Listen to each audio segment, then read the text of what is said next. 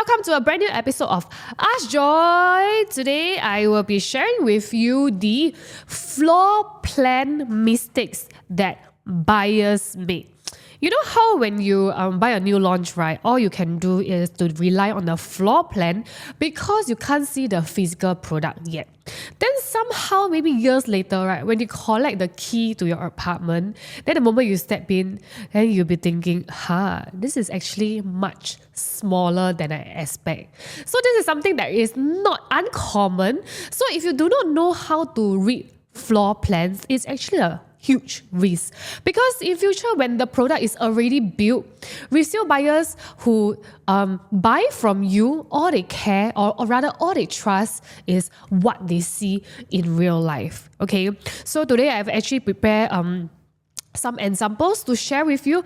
But first, before I begin, right, I would love for you guys to actually subscribe to my channel, or you do feel that my content is very useful for you, please share with your friends. And if you, of course, you need any consultation regarding the property that you have on hand now, or if you're stuck, don't know what to do, feeling lost about your property journey, please do not hesitate to scan this QR code over here and reach out to me for a consultation. Okay, so here I have prepared two projects for you. One is a pre-harmonized project, which is Botany and Dairy Farm. The other one is a harmonized project, which is Nara Residences, which just launched for sale recently. Over here, I put down both the 3-bedroom layout for you to see. Botany and Dairy Farm, the overall space is 883 square feet. And the aircon ledge over here is actually 5 square meter.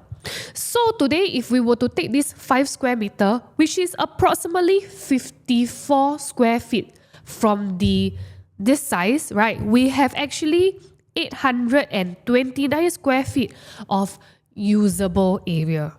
Even after removing the aircon ledge, right, component, this Botany and Dairy Farm's 3-bedroom is still bigger than Nara Residences, so they can kind of justify the price. But the question is, what exactly is usable space? Okay, so now if we look at Botany and Dairy Farm, right, and also the Nara Residence living and dining area, you will notice that both are 25 square meter.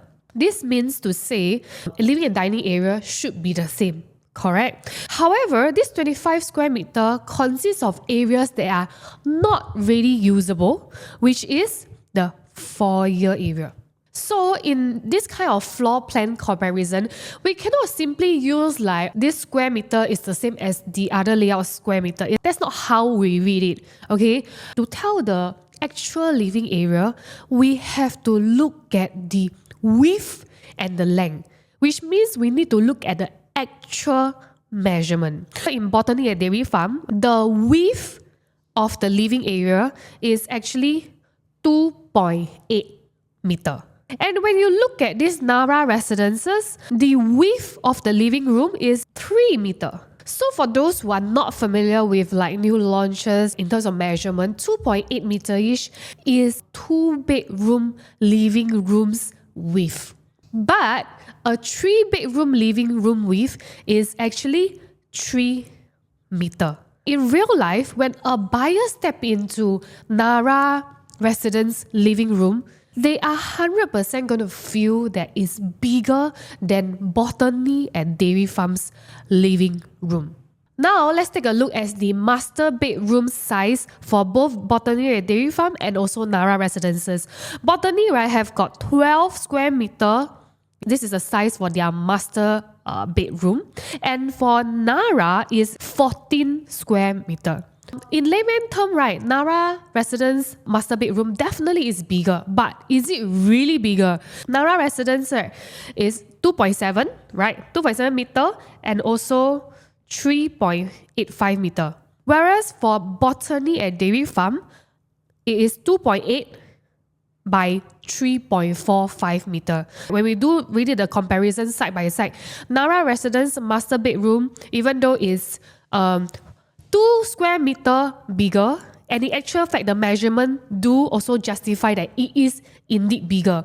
Unlike the living room, whereby even though both living room square meters are the same, but when you really break down to the actual usable area, it's a bit different. Now let's take a look at another example, which is Midwood versus Nara residences. Midwood, currently we have this 2-bedroom at 635 square feet, and the aircon latch area is 3 square meter, which work out to be 32 square feet. So if we take this 635 square feet minus of 32 square feet, it will be 603 square feet. And to be frank, 603 is definitely already bigger than Nara residences 2-bedroom at 560 square feet. Now let's compare the square meter of each area.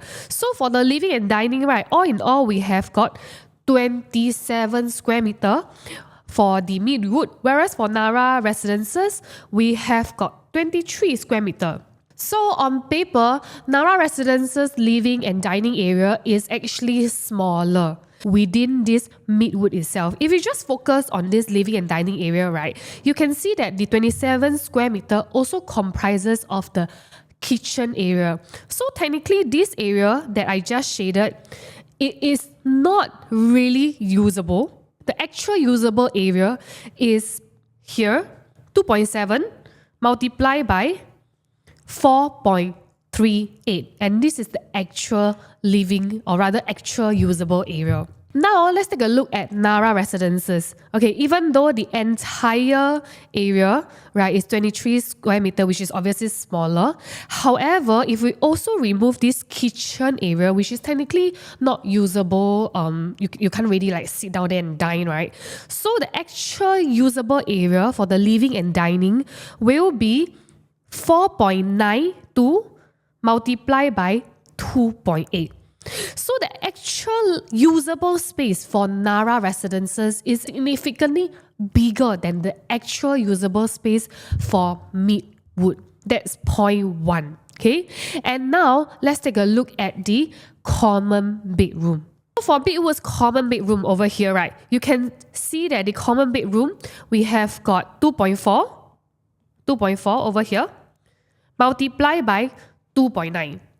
Whereas for Nara residences, the common bedroom, we have got 2.5 multiplied by 3 meter. How does this make a difference to your future buyer? Okay, one very common question that resale buyers ask is that, hey, this one can put in king size or not? This one can put in queen size or not? When it comes to the measurement of common bedroom, you know the area where you put your bed frame? That will be the width. So if the bed frame, the area we're going to place the bed frame against, that wall, that width has to be very wide. In this case, if you look at Midwood, right, where they put the bed frame is actually over here. They'll put it here. So this area is less than 2.9. You can tell that if you want to squeeze in a king size bed, it will be quite challenging. But this is a smart part about this Nara developer. Over here, this is where they put the bed frame. And this area is close to 3 meter, which means if today you want to put a king size in here, it is not an issue and you still got a lot of area to walk around. For Midwood wise, in all aspects, it's like bigger, while Nara residence is smaller. But in this case, if there is a future buyer, when they step foot into these 2 units, I am very sure Nara residences will be more functional and will also feel bigger. One is the actual usable living and dining area. The other part is how wide the bedroom is. Okay? Sometimes we don't necessarily have to always take like pre-harmonized or harmonized project to do a comparison. Sometimes it can be just 2 different layouts within the same development, or sometimes it can be harmonized project versus harmonized project, we can do such comparison. So there isn't one particular way of saying harmonized is better or not. Okay, it really depends what is the actual usable space. So right now I bring you to Emerald Katong. Okay, Emerald Katong, this on the left hand side is a 4-bedroom and on the right hand side is a 4+ study. Okay, so today I just want you guys to pay attention to the width of the living room. The 4-bedroom, which is the one on the left hand side, the width of the living is actually 5 meter. This is the width. Okay, and for the 4-bedroom plus study, this is 5.5. So obviously at one glance you'll be feeling, hey, actually maybe the 4+ study is better because the living room is wider, right? But look at the actual way of the placement, because for the 5 meter living area, you notice they only put the sofa and they got a separate dining area over here. The living and dining area altogether, if we add the size of both, is 7.35 meter. Yet, for the 4-bedroom plus study, even though at one glance the living room is extremely very landscape, very wide, right? It's 5.5. The living and dining has to be squeezed into this 5.5.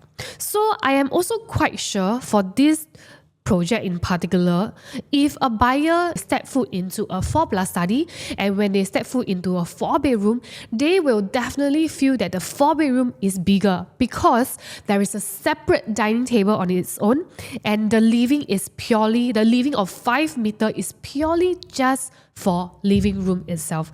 Whereas for the 5.5 meter, even though it's bigger, but if we do not put the living together with the dining and we put the dining elsewhere, the only place it can end up be is perhaps the balcony. So these are very, very important tips that you should actually take note. Check out the actual measurement. Don't just compare it by square meter, like the overall square meter, the overall area.